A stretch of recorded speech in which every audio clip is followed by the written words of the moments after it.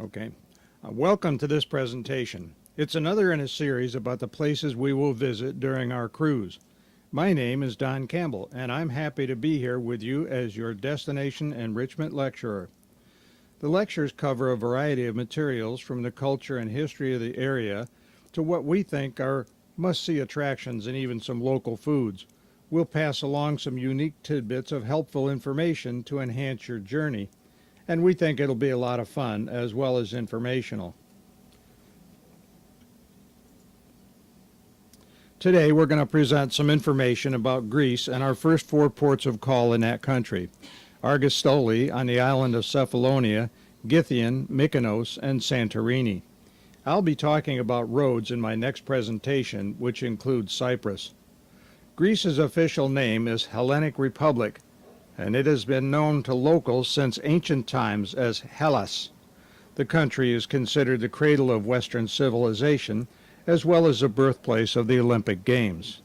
The ancient Greeks pioneered in many fields that relied on systematic thought. They included biology, geometry, history, physics, and mathematics.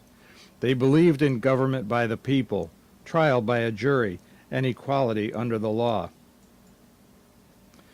It is believed that the earliest human occupation here was about 272,000 years ago. Evidence of Greece's early peoples has been found in a cave in Macedonia. Neolithic settlements in Greece from 9,000 years ago are the oldest in Europe by several centuries. Archaeologists believe this is because Greece sits on a route over which farming spread from the Near East into Europe. The Cycladic civilization on the Greek islands dates to about 3200 BCE. This early Bronze Age culture is best known for its flat carved female idols. The one shown here is about 1.5 meters or nearly 5 feet tall. That makes it the largest known example of Cycladic sculpture. The Minoan civilization on Crete followed some 500 years later. Legend has it that they were named after King Minos from the Greek mythology. Every 9 years, King Minos made another king, a lesser king if you will, select 7 boys and young girls to be sent to a labyrinth. There they were to be eaten by the Minotaur. After his death, King Minos became a judge of the dead in the underworld. The Minoans were primarily engaged in overseas trade. They dealt in saffron, a spice derived from the flower of the crocus. The fresco shown here is painted on the walls at Akrotiri on Santorini. The dried crocus stigmas are used for seasoning and color. It is one of the world's most expensive spices by weight, yet it's been around for over 4,000 years. The Minoans also had an important tin trade. Tin was alloyed with copper, probably from Cyprus, to make bronze. Minoans were excellent shipbuilders as well as sailors, and their maritime empire rivaled that of the ancient Egyptians.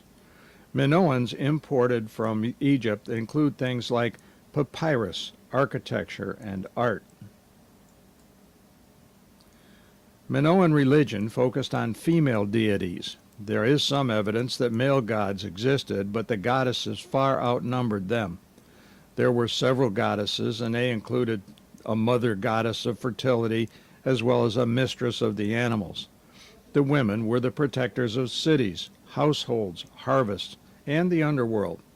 They're often represented by servants, birds, or poppies with the vague shape of an animal head. Inheritance there was matrilineal, and that the statues of priestesses and frescoes of men and women all participated in the same activities, and that led archaeologists to believe that both genders had equal social status. And they both engaged in human sacrifice. Evidence of that was found at sites on Crete. Bulls were important to the Minoans, as evidenced by the bull dance and horn-topped altars. They also had a sport or a ritual of bull leaping. Now I have to ask you, who in his right mind is going to leap over a live bull? The Minoans grew wheat, barley, and chickpeas. They even domesticated bees. They cultivated grapes, figs, olives, and poppies, and it's thought that the poppy seeds were harvested for the opium. Egyptian hieroglyphs were the model for the Minoan pictographic writing. Minoan ceramics have been found in ancient Egyptian cities. Clay tablets and cups have been found with the remains of ink. Inkwells, similar to the animal-shaped ones that were found in Mesopotamia, have been found among Minoan ruins as well. The Mycenaeans gradually absorbed the Minoan civilization. The Mycenaean civilization on mainland Greece began around 1900 BCE and lasted for about 1200 years. That became known as the Greek Dark Ages. Regional upheavals and strife brought all of that about. By 500 BC, the Persian Empire had taken control of the Greek city-states in Asia Minor and Macedonia. Persia invaded mainland Greece, but was forced to withdraw after a defeat at the Battle of Marathon. According to Herodotus, an Athenian runner was sent to Sparta to ask for assistance. He ran a distance of over 225 kilometers, or some 140 miles. He arrived in Sparta the next day, but I guess as luck would have it, the Spartans were having a festival and they didn't respond. The Greek victories in the Greco-Persian Wars were led by Athens and Sparta. At one battle alone, Greek forces were outnumbered 50 to 1. While Persia won that battle, they actually lost the war. The Spartan sacrifice at Thermopylae is considered one of the greatest moments of valor in all of history. The 50 years of peace that followed are known as the Golden Age of Athens, but lack of political unity resulted in frequent conflicts between the Greek city-states. The most devastating was the Peloponnesian War that was won by Sparta. It marked the end of the Athenian Empire as a leading power in ancient Greece. Both Athens and Sparta were later overshadowed by Thebes and eventually by Macedonia. The Greek world was combined under Philip of Macedonia. He was elected to lead the first united Greek state in history. Following his assassination, his son, Alexander the Great, assumed the leadership of the Hellenic League. With the combined forces of all the Greek states, Alexander launched an invasion on the Persian Empire. That was in 334 BCE. Alexander conquered the entire Persian Empire within 6 years.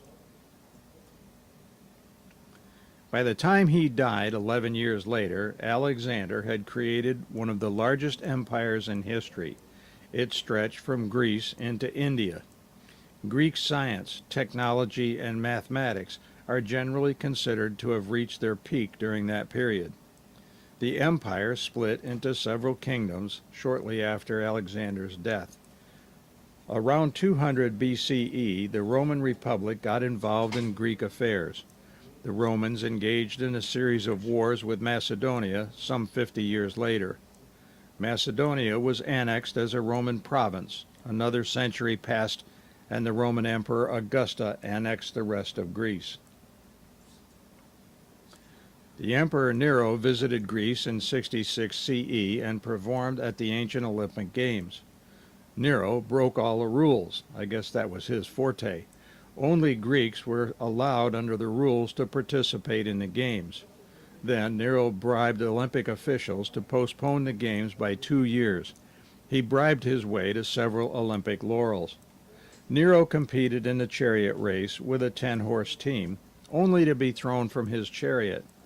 While he did not finish the race, he was still proclaimed the winner on the grounds that he would have won had he been able to complete the race. After his death the next year, the Greeks did get some revenge. His name was expunged from the list of victors. Greek-speaking communities were instrumental in the early spread of Christianity. Of the first Christian leaders and writers, perhaps the most notable was St. Paul. The New Testament was originally written in Greek. The books of Corinthians, Thessalonians, Philippians, and the Revelation of St. John all attest to the importance of the Greek churches in early Christianity. Many of the Greek people remained faithful to paganism. That was outlawed by the Roman Emperor Theodosius in the 4th century. While that marked the end of the era, there was evidence that paganism continued well into the 10th century. With paganism, of course, came what we know of as Greek mythology. Our stop on an Ionian island is at Kephallonia. They were named according to the Greek mythology. As the story goes, 3 brothers, Zeus, Poseidon, and Hades, divided the world between them. Zeus married Hera and took the sky. Poseidon took the sea, and Hades ruled the home of the dead beneath the earth. Zeus thought about what he could do to liven things up. He flew down to earth to look around. A bright little glint from the river caught his eye. It was Io, a lovely water nymph. What a beautiful young woman, thought Zeus, who promptly fell in love. To hide from the evil eye or eagle eye of his jealous wife Hera, Zeus covered the world with some really thick clouds.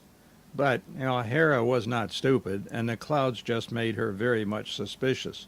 So Zeus quickly changed Io into a little white cow. When Hera landed, all she saw was an innocent-looking Zeus next to a small bovine. Hera was not fooled. "What a beautiful cow," she gushed admiringly. "May I have it as a present?" Well, caught between the proverbial rock and a hard place, Zeus agreed, and Hera placed the cow under guard. Zeus arranged for his son Apollo to rescue Io and set her free. The little cow ran away, but Hera heard about the escape. She sent a gadfly after Io. Actually, a gadfly is just a nasty, biting little bug. "Moo! Moo!" Io screamed when the gadfly bit her. She swam across the sea, hoping the fly would drown. But alas, no such luck. Hera named the islands between Greece and Rome after the cow Io, therefore the Ionian Islands. Feeling dispirited and sorry for herself, Io went to Egypt. Hera decided that she had suffered enough. She made Zeus promise that he would never see Io or the cow again. Then she changed Io back into human form and left her in Egypt. Our first stop in the Greek islands is at Kephallonia, also known as Kephallonia. It is the largest of the Ionian Islands, with 1/3 of its inhabitants located in our port town of Argostoli. Sami is the name of the new port where we will dock, and it's just a 10 to 15 minute walk into the town center. Kephallonia lies in the heart of an earthquake zone, and dozens of minor unrecorded tremors occur each year. In 1953, a massive earthquake destroyed almost all of the settlements on the island. Kephallonia is well known for its endangered loggerhead turtle population. There are protected nests on many of the beaches along the southern coast of the island. A small population of the endangered Mediterranean monk seals also lives in parts of the coast which are inaccessible to humans due to the terrain. Caves on these parts of the coast offer ideal locations for the seals to give birth to their pups and nurse them through their first few months of life. Archaeological finds on Kephallonia go back about 40,000 years. In particular, there are dozens of sites with dates that range anywhere from the Paleolithic to the Venetian period. One of the most important archaeological discoveries was a Mycenaean tomb built about 3,300 years ago. It is located about 50-minute drive from the cruise port. The size of this tomb, the nature of the burial offerings found there, and its location point to the existence of a very important Mycenaean town in the vicinity. Kephallonia's archaeological museum at our port of call in Argostoli is quite small, but seen as the main museum in Greece for its exhibits from that era. Kephallonia was named for the warrior Cephalus, who helped the Mycenaeans during one of their wars. The island is also believed to be, by some anyway, to be Homer's Ithaca, the home of Odysseus. There is a small Roman theater. It's only 4 rows of seats with an orchestra section. The original metal joints between the seats are still intact. Roman remains on the island date to the period between the 2nd century BCE and the 4th century in the Common Era. It is located about an hour and a half from the cruise port. Near the Roman theater were 5 burial sites, and one is a large vaulted tomb with a stone coffin. Remarkably, when that tomb was opened, the stone door swung easily on its stone hinges. The tomb had never been looted and remained undisturbed for thousands of years. Also found there were gold earrings, rings, gold leaves that may have been attached to ceremonial clothing, glass and clay pots, bronze artifacts and coins, as well as an ancient bronze lock. Look for St. Andrew's Monastery, which was renovated in 1639. It's just 10 minutes from our port. Ancient frescoes here date to the 14th century, and it's one of the few buildings that survived the earthquake in 1953. Today, the small monastery is a museum as well as a nunnery. In 1639, the Greek-Romanian princess, Roxanne, began her monastic life. With her large wealth, she gave this convent a very valuable spiritual treasure from Mount Athos. Legend says it is the sole of the right foot of the Apostle Andrew. It is said to have the flesh of the saint, his dried blood, and a hole from the nail that pierced his foot during the crucifixion. It is reported that the relic's fragrance is intense and very, very characteristic. Keep your eye out for the lighthouse of St. Theodore as we sail toward Argostoli Harbor. It sits on a man-made peninsula. It's about 8 meters high, or some 25 feet, and it is built with Doric or classic Greek architecture. The light was built back in 1828. And you can also look for the Drepano Bridge and stone obelisk. They were constructed in 1842. The Drepano has earned the reputation of being the largest and longest stone bridge over seawater. Our next stop is at Githio. The magnificent caves at Diros were used by prehistoric man between 4000 and 3000 before the Common Era. These Paleolithic and Neolithic peoples were believed to have worshipped here. They believed that the caves were the entrance to their underworld. Discovered in 1958, this extensive cave system is linked to an underground river. That makes it easy to explore this most impressive cave in a small boat. The multicolored stalactites and stalagmites are named from mythological creatures and local legends, such as the Cloak of Poseidon, the Palace of Pluto, and the Hanging Fox. The ancient city of Githio is a tender port. Legends say that Heracles and Apollo were the founders of Githio. Their likenesses appear on its coins. Githio was believed to have been the location where the Spartan fleets built their ships. Sparta was known for being the leader of the combined Greek forces. An Athenian army eventually destroyed Githio, and the city was rebuilt. Sparta, however, eventually won the war. It is believed that Githio was the center of the purple dye trade. It was used by the Phoenicians as early as 1570 BCE. The seas around Githio are home to the murex snail. In fact, it's a very plentiful source of these critters. Murex is a mollusk-like snail with a very spiny seashell.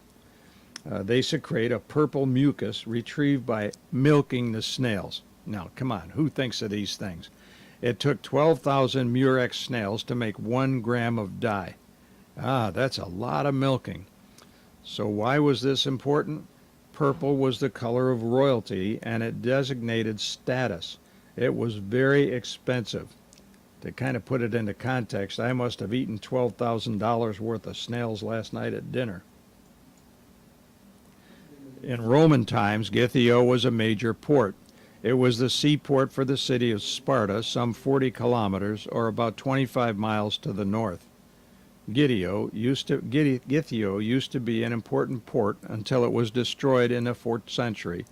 AD or CE, possibly by an earthquake. Evidence of the city's prosperity can be seen in the fact that the Romans built an ancient theater there. It's located in Githio and is so well preserved that it is still in use today. The medieval city of Mistras was founded in 1248. It developed around a fortress that overlooked ancient Sparta. Mistras was eventually abandoned in 1832, leaving just medieval ruins. The frescoes in the Pandanassa convent are particularly noteworthy. When the Turks conquered the area and converted many religious sites to mosques, they painted over the frescoes. Actually, that worked a little better for the Christians because it protected the frescoes, and today they've all been restored. The convent is a UNESCO World Heritage Site for its architectural treasures. Frescoes, ancient fountains, and vaulted halls are all seen here. The convent in Mistras is about 45 minutes from the port. Mykonos has been called the Island of Winds. In Greek mythology, it was named after its first ruler, Mycons. He was the son, or perhaps even the grandson, of the god Apollo. Mykonos is a place of myths and legends. It is believed to have been the location of a great battle between Zeus and the Titans. Hercules supposedly killed these invincible giants after luring them from the protection of Mount Olympus. Some people even believe that the very large rocks scattered all over Mykonos are just the petrified testicles of the giants. Archaeological finds on Mykonos suggest the presence of a Neolithic people on the island in 3000 BCE. The first real settlements were built there by the Athenians 1900 years later. Greece has perhaps one of the longest maritime histories in the world, and Mykonos is no exception. The Aegean Maritime Museum here opened in 1985. Its goal is to preserve and promote the study of Greek maritime history and tradition. Its focus is on the evolution and the activities of the merchant ships in the Aegean Sea. The museum was the first in Greece to rescue and restore ancient ships and to operate them as they were originally designed and built. In addition, there are replicas of historical ships and coins with nautical scenes from the 5th century BCE to the 4th century in the Common Era. Today, the rows of fishing houses lining the waterfront are called Little Venice. The homes originally belonged to rich merchants or sea captains in the mid-18th century. They have balconies hanging out over the sea. Basement doors allowed direct access to the sea, and that led some people to believe that the owners were secretly pirates. Some of the houses have been converted into bars, cafes, little shops, and galleries. Now you might want to try a local favorite. It's hanging calamari with a shot of ouzo. That's a local specialty. Now, some can't even eat the calamari until after they've had the ouzo, and I guess I'm one of those. Anyway, it might be worth a try when you're ashore. The Mykonos windmills are one of the most defining features of the island's landscape. While they're found all around the island, the largest concentration of them is in town itself. They are the Kato Milli, and they stand on a hill in a row overlooking the sea. The windmills were built by the Venetians in the 16th century to mill flour. Many remained in use until the early 20th century. Several have been refurbished and restored as homes. So now let's sail on to Santorini. Santorini was named in the 13th century as in reference to Saint Irene. Before then, it was known as the Most Beautiful One or the Circular One. The name Thera was revived in the 19th century as the official name of the island and its main city, but its colloquial name, Santorini, is still in very popular use. A myth about the origination of Thera tells us that a clod of dirt was given to Poseidon's son. He carried that clod next to his heart for several days and dreamt that he nursed the clod. The dirt turned into a beautiful woman. She told him to throw the remaining dirt into the sea, and it would grow into an island. The island was their love child. Santorini's volcano erupted about 4 million years ago. Once a single island, now it was four, all surrounding a very large central lagoon that is 400 meters deep. Oh yeah, that's, somewhere around 1,250 feet. This is known as a caldera. Calderas are a large bowl-like feature formed by the collapse of land following an eruption. Calderas are sometimes confused with volcanic craters. A crater is a roughly circular depression in the top of a cone volcano within which there's a vent or several vents. The name caldera comes from the Spanish and it means cooking pot. One of the most famous calderas in the world, I think, and most beautiful perhaps, is Crater Lake in Oregon. Akrotiri on Santorini is the best-known Minoan archaeological site outside of Crete. Remember that Bronze Age civilization thrived here 4,500 years ago and reached its peak in 1580. That's 1580 BC, by the way. Of the excavations begun over 50 years ago, only a small tip of a large town has been uncovered, but it has revealed much. These well-preserved ruins are often compared to those at Pompeii in Italy, and they have much in common. The layout of Akrotiri resembles Plato's description of Atlantis, and it's been speculated that Santorini may actually be the lost island of Atlantis. More on that in another talk. The Museum of Prehistoric Thera houses artifacts from various excavations. They trace the history of Thera from the late Neolithic period and include some objects from Akrotiri. We recommend that you go to the museum before going to the ruins themselves. That way you can imagine the objects in their original place when you get to the ruins. In the 19th century BCE, Dorian Greeks found their way to Santorini. They named the city and the island after their leader, Thera. As with other Greek territories, Thera was eventually ruled by the Romans and then passed to the Byzantine Empire. During the Crusades, Franks from Western Europe settled on the island, and then in the 13th century the Venetians renamed it Santorini. Pyrgos was the capital of Santorini until the early 19th century. It was one of 5 fortified towns built in the 15th century by the Venetians. That was to protect the people from its enemies. It was built as a labyrinth of narrow streets. Most of its buildings don't have windows on the lower floors, and all of the streets look the same. Some end simply at a wall. There's no wonder that invaders get lost and ended up in a dead end. A modern village is outside the old one, but the labyrinth still makes tourists as confused as the enemies. At least it did me. Traditional architecture on Santorini today consists of low-lying cubicle houses. They're made of local stone and lime, and they're whitewashed. Extensions to the houses are dug down or sideways into the surrounding volcanic pumice. These are prized because of the insulation provided by the soft stone. They are cool in the summer and warm in the winter. They are also excellent spaces for wine cellars. Volcanoes produce very fertile soil, so Santorini is home to a small but thriving wine industry. The vines are often trained in the shape of spiraling baskets with the grapes that hang inside to protect them from the wind. The vines are very old and quite disease-resistant. Winemakers attribute this to well-drained volcanic soils and the soil's chemistry.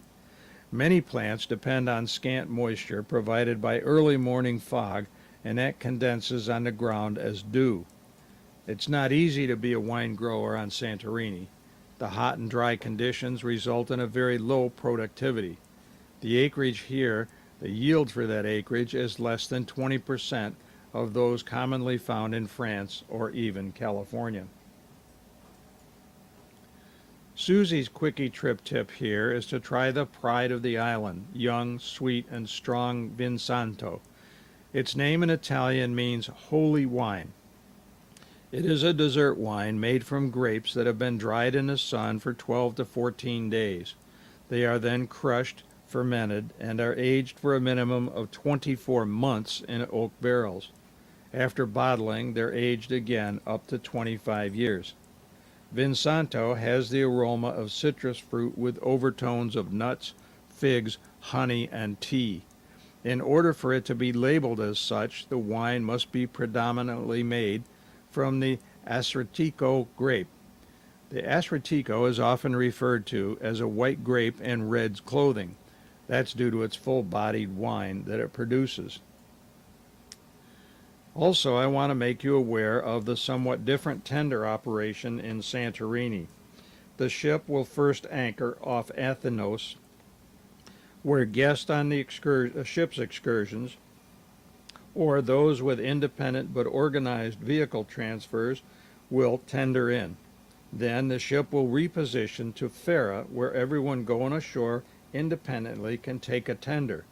Please refer to the information from Destination Services concerning this. But me, ever the practical one, my quickie trip tip for Santorini is to take the cable car up. It's a long, arduous climb if you try to walk.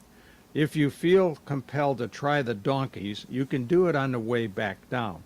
But be forewarned that these sturdy little animals, they're somewhat dirty and smelly. The path is littered with little presents that are left behind by the donkeys. That's for those of you who are walking. And there's always a big line, no matter whether you take the cable car or the donkeys, or however you choose to return. So please start back to the ship early.